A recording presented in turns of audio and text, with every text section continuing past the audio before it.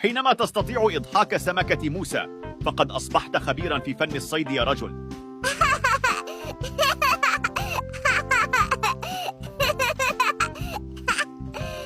ثانيا، القاعدة الأولى: لا تسرق الهاتف من القطط، فالقط لديه لكمة قوية.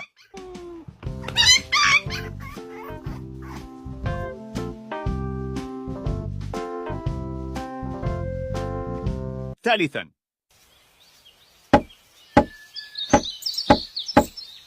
إنه ليس طرقا على الباب، بل هذا نقار الخشب يبحث عن عشائه.